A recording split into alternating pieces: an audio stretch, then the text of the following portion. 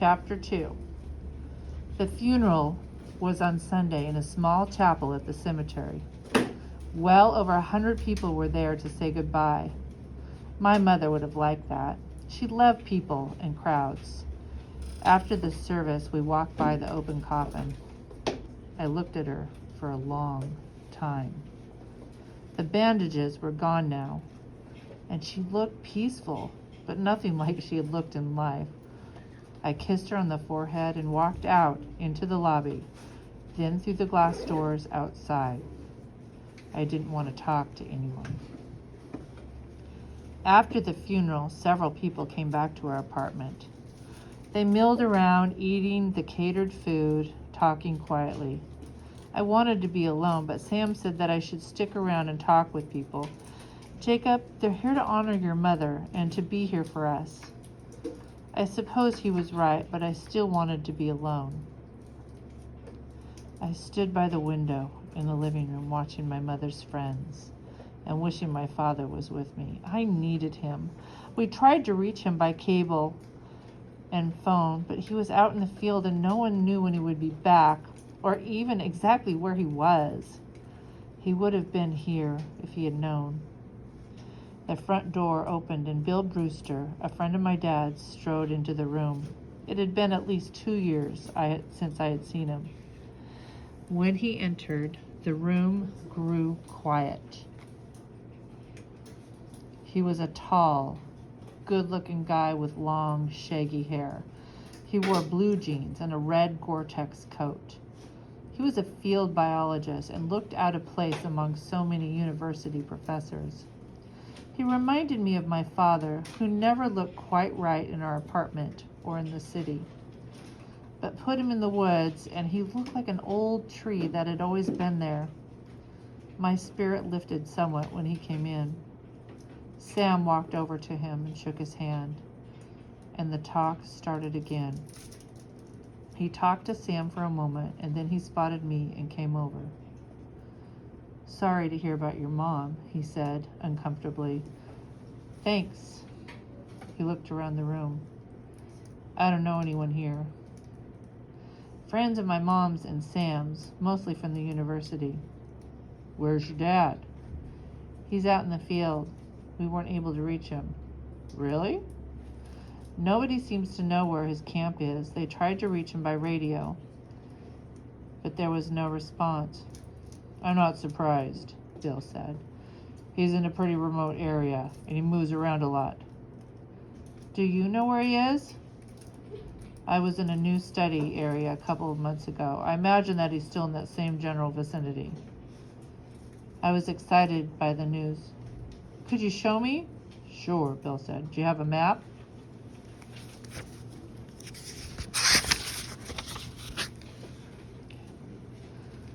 I nodded and led him down the hall to my bedroom, where I had an entire wall of topographical maps of Kenya.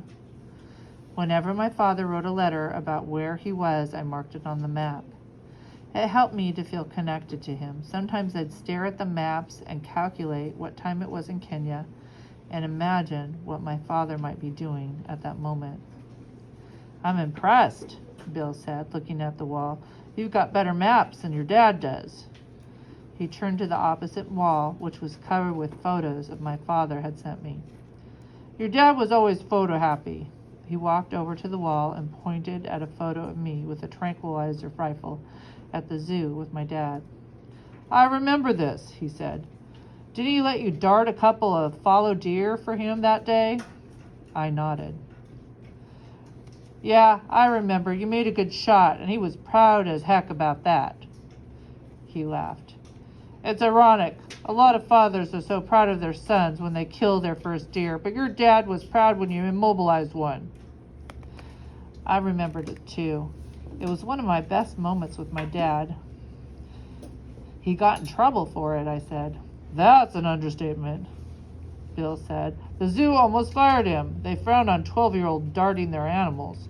Your father didn't give a damn, though. He was crazy then, and he still is." When Sam said my father was crazy, it made me angry. When Bill said it, it made me happy. Bill walked over to the photo of my father and him in Kenya working on a tranquilized elephant. I remember this tusker, he said. A dinosaur. Look at the ivory on him. My father was attaching a radio collar around the elephant's neck while Bill measured the tusks. The whole herd had big ivory. Bill went on excitedly. Poachers have taken most of the big tuskers. These are some of the only ones left. He looked at me sadly. Of course, they're probably gone now. When I left, the poachers had the run of the country. It was driving your dad nuts. How is my dad? He's okay, I guess. Bill walked over to the map and studied it for a moment and then back to me. Like I was saying, things are bad in Kenya. The drought has really screwed up the country. There's no food, the coffee crop failed, and the tourism is way down because of crime. In some parts of the country, there have even been border skirmishes. The drought is worse in Somalia and Uganda. The people are crossing the border in droves. It's a mess. What about my dad? Something was up. Bill wasn't telling me everything. Your dad's pretty dead and stubborn. The most pig-headed man I've ever known. He refused to leave when things got bad. His airplane is down, and he's been waiting for parts for months. He's been radioing tracking elephants from the ground. Not easy to do. The Institute is pulling out until things cool down. I'm surprised they answered the phone when you called. He's one of the few foreign biologists left in the bush. Is he going to be all right? Bill shrugged his shoulders. It's hard to say. He's pretty much on his own now. To tell you the truth,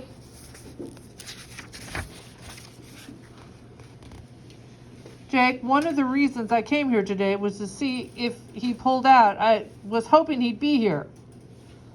I wished he was here too, now more than ever. Is he in danger? I don't know. There are a lot of bad things going on there. The military is spread pretty thin, trying to keep a lid on things. They're concentrating their men in around the cities where the people are going. The bush is wide open and the poachers know it. Where is he? I pointed to the map. I don't know exactly, but... Jacob? I turned and saw Sam standing in the open doorway. He looked irritated. Sam stepped into the room. What are you doing? He asked. Talking to Bill.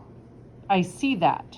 I was just telling him about his dad, Bill said. Sam ignored him. Well, Jacob, you have people here. Some of them would like to talk to you before they leave. Okay, I said. I'll be out soon. Well, don't be too long, he said, and left. I was embarrassed. Bill looked at me sympathetically. Maybe you should. No, I said. I want to know where my father is. He turned back to the map. I can't say for sure, but I can point out the general area where we were working.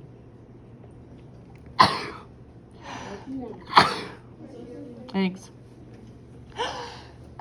Excuse me. Okay.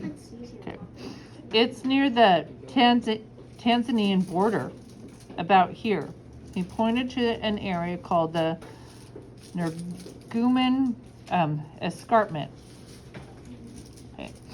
Okay, that is chapter 2. We're going to read chapter 3 today, so leave it open. But what we want to do is we need to think 5 to 10 word sentence, 5 to 10 word sentence of what happened. Go ahead and write it down on your paper. 5 to 10 word sentence of what happened. Think of the most important things that happened in there. What do you think one of the most important things? To kind of help us, Camden. Bill talks to Jacob about where his father is. Okay, Bill talks to Jacob about where his father is. What else happened? The major thing there. More than Camden. Okay, go ahead. They go to a funeral. Okay, so whose funeral? Jacob's father. Yeah, Jacob's mom's funeral, and then Bill is showing Jacob where his father is. Maybe. Okay, write your sentence. Write your sentence. 5 to 10 word sentence. I have pencils up here or on my desk if you need a pencil.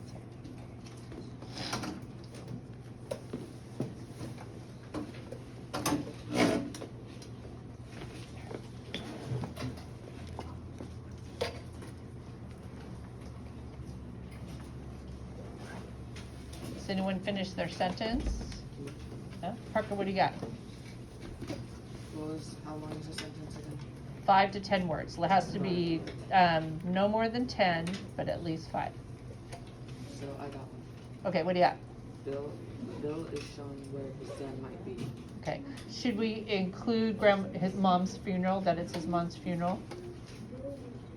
You think it might just be that? Okay, that's okay. Okay. Kaiser, what do you have? Okay, so it has to be a sentence, though, remember? So that looks like a title, and I think that has important events, but we want to make sure it's a sentence. Okay. Okay, what's your sentence? Bill tells where Jacob's father was last seen. Okay. Any other sentences that we have? Georgia? Jacob's mom's funeral, and Sam gets mad at Jacob. Okay, so you think that was the important part, that Sam got mad? Do you think it's important that an event that Bill shows Jacob where his father is? So should you include that? Okay.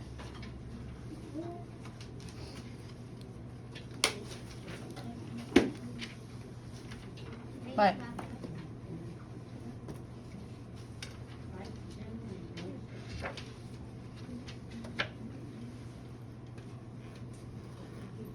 So you're going to just have you write it on the paper. There. Okay.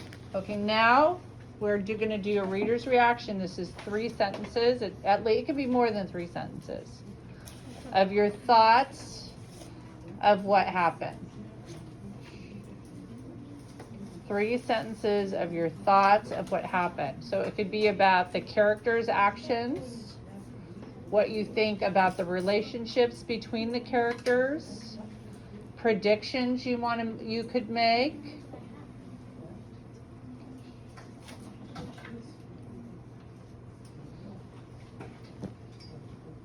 Yeah, Maya.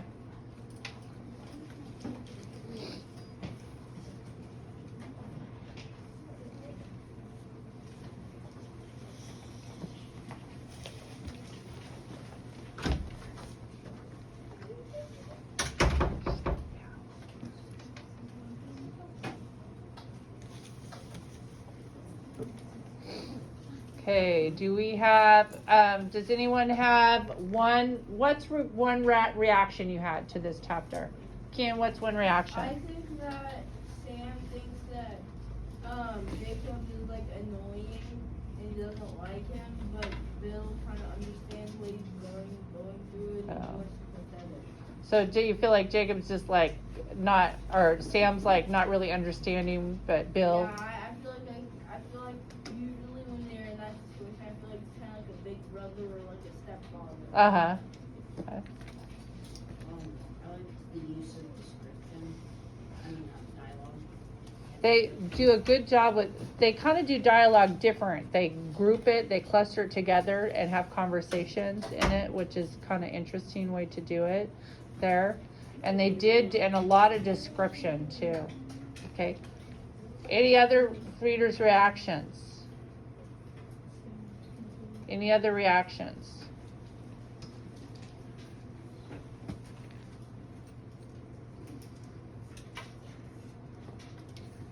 Couple more minutes.